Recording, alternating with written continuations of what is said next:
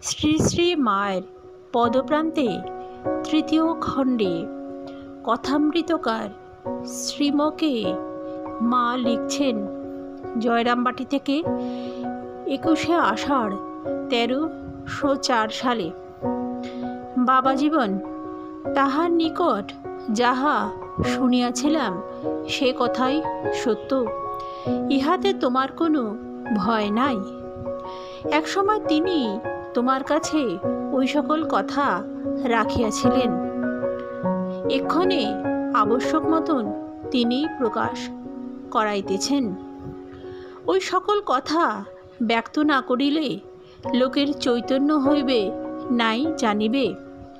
তোমার নিকট যে সমস্ত তাহার কথা আছে তাহা সবই সত্য।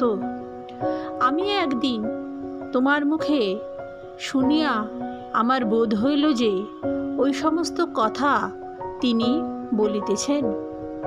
ইতি আশীর্বাদিকা মা। জয় মা, জয় মা, জয় মা।